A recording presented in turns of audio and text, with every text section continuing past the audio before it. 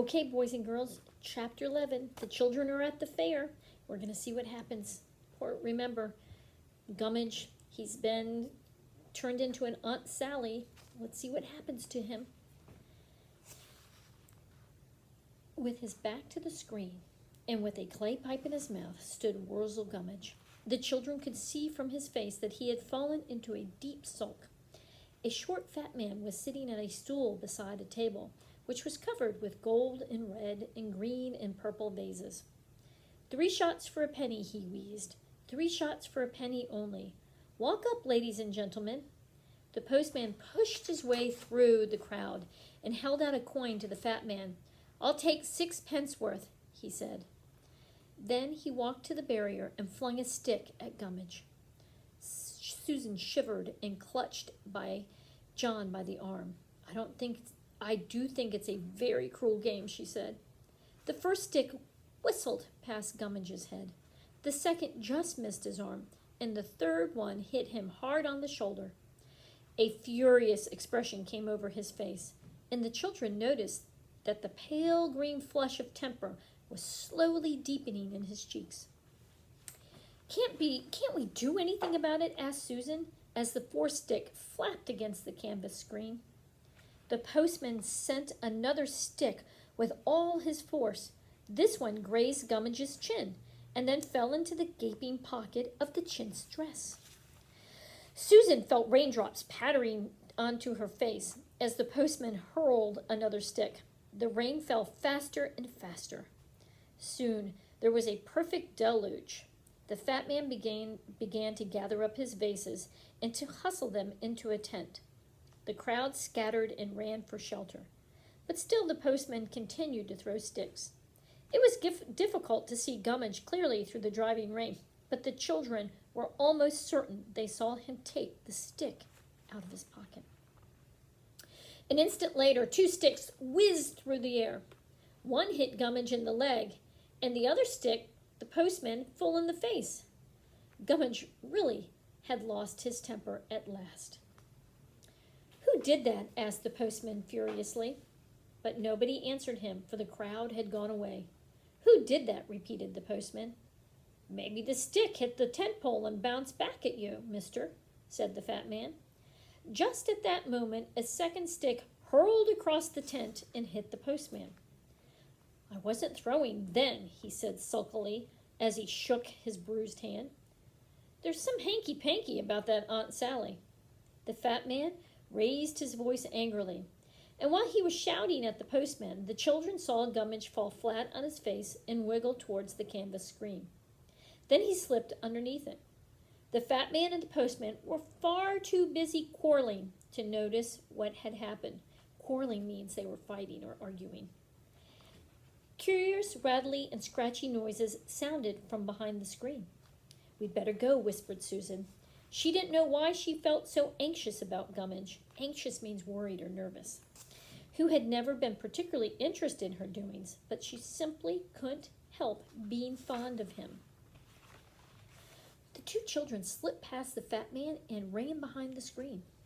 Gummidge was nowhere to be seen, but they guessed he must be hiding in a big rubbish pit that had been newly dug by the fair people. Rubbish is trash, by the way. The pit was filled with straw and paper and packing cases, with here and there an old tin. The rain continued to beat down. It rattled on the tins and fell with dull patter on the cardboard boxes. He must be there, said John. And as he spoke, a piece of old matting began to move, and presently Gummidge's face peeped up at them. Don't tell on me, he begged. Cover me up quick before Aunt sees me. You can't stay there, whispered Susan. It's a most disgusting place to hide.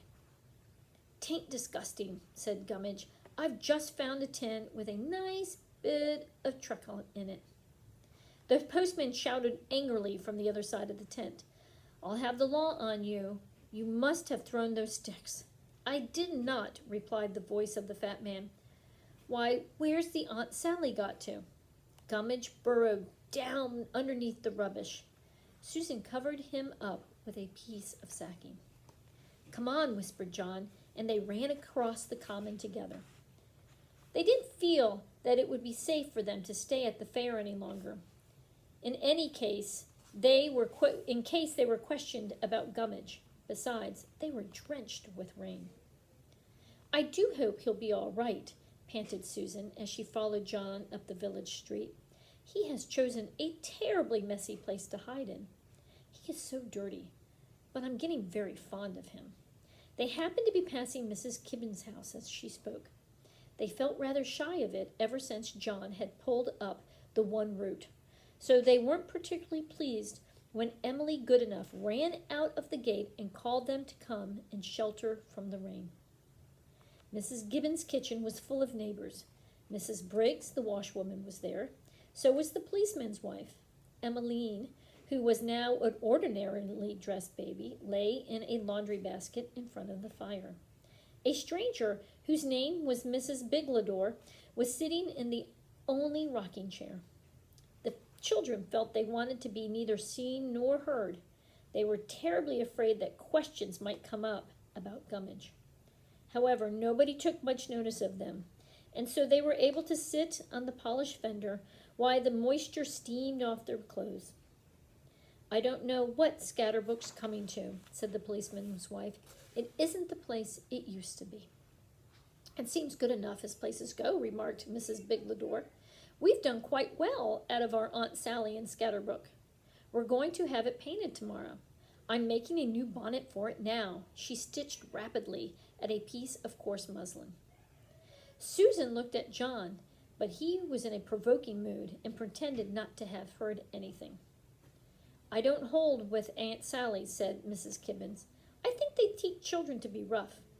All that stick-throwing can't be good for them. And talking of Aunt Sally's, I can't think where that scarecrow of mine went to. It clean disappeared the day before Emmeline's clothes were changed."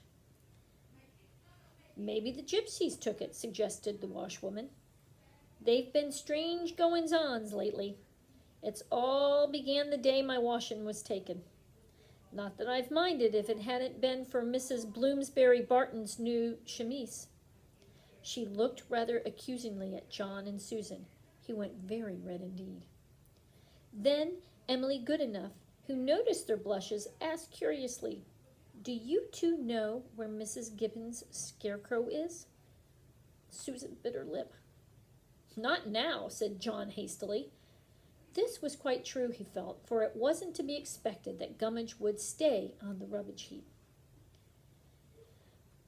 "Did you ever know?" asked Emily Goodenough. The next question might have been very awkward indeed for the children if Mrs. Gibbons had not jumped up at the sound of a loud knock at her front door. The children heard her talking, and presently she came into the kitchen again and said, "You're wanted, Mrs. Biglador." The fat man from the Aunt Sally stand followed her into the room. "You'd best come home," he said. "I want you to fix me the Aunt Sally." "Her bonnet isn't finished, Alf," replied Mrs. Biglador. "It's a new dress she's needing," replied Mr. Biglador. "A new dress and a new face. I can't get over it." He sat down heavily on a very small stool. "Ooh. What's the matter, Mr. Biglador?" asked the washwoman. "Matter?" he grunted. "There's a deal the matter. The postman had been having a throw at the Aunt Sally, and he turned nasty because he said one of the sticks had bounced back again and hit him." "You don't say!" exclaimed Mrs. Biglador. "That's never happened before." "Well," continued Mr. Biglador, "well, not wanting any ill feeling, I took the postman into the Bat and Belfry and gave him a glass of beer. When I came out again, what do you think I saw?" He looked inquiringly around the room. "Couldn't say," retorted Mrs. Biglador, "but I've known you to see strange things on the wrong side of an inn door." "I saw," said Mr. Biglador crossly, "I saw a great soft cow running about the common, and what do you think she had on her horns?" "Mice, most likely," snapped Mrs. Biglador. "She, our Aunt Sally, hanging by her skirts. You never saw such a sight. The paint was rubbed off her face, and one leg was broken." You don't say, gasped Mrs. Biglador. I'm glad, whispered Susan to John. And that's not all, went on Mr. Biglador. Aunt Sally was wearing different clothes from the ones she usually does. You're not in your right head, you know, said Mrs. Biglador, and all the women gazed at the showman. I tell you she were, he shouted. She were wearing an old blue smock. I don't know what's come over Scatterbrook, wailed the washwoman. They never used to be goings-on like this. John and Susan tried hard not to laugh, but it was difficult to keep their mouths from curling up at the corners. They wanted to know how the cow had found Aunt Sally. I'll show you, said Mr. Biglador. He fumbled in a string bag that he carried, and presently pulled out a tattered blue overall, which he handed to Mrs. Biglador. Our Aunt Sally never had anything like that before, she agreed. It's mine, gasped Mrs. Kibbins. It's mine, it's my overall. The one I left in the wash house the day before Emmeline's clothes were changed. I know it by the patch on the sleeve. She snatched it from Mr. Biglador. See, it's got my name on the collar. Now, unluckily, John simply couldn't help winking at Susan. It was so exciting to know more than all the grown-up people that he had to show off a bit. Mrs. Kibbins saw the wink. I believe you children are at the bottom of this, she announced. Mr. Biglador looked at them. Susan and John felt that he was horrid to be stared at by anyone as fat as Mr. Biglador. They shuffled their feet and twiddled with the sleeves of their jerseys. Come to think of it, said Mr. Biglador slowly. Come to think of it, they were hanging about while I was talking to the postman. That's strange, that is. Have you been meddling with the Aunt Sally? Asked Mrs. Biglador. Oh, no, replied Susan. And John added, we wouldn't meddle with her for anything in the world. I'm not so sure, said Mrs. Kibbins nastily. My goodness gracious, cried Emily Goodenough. It's 4 o'clock, and the sun's shining. Whatever will Mrs. Brainwaite say to me for being so late? She must put our best foot foremost. She stood up and held out her hands to the children. Never had John and Susan felt so grateful to anyone. They forgave Emily Goodenough for her cold, knobbly fingers and all her fussiness as they said goodbye to Mrs. Kibbins. Oh, thank you, Emily, said Susan as they reached the little garden door. Why? Asked Emily, and then added, No, don't tell me, Miss Susan. I can guess. But whatever she really guessed or not, neither John nor Susan ever knew. That's the end of chapter 11. Chapter 12 to come. What will happen to poor Gummidge? All right, what will happen to the Aunt Sally? We'll see. Have a good day.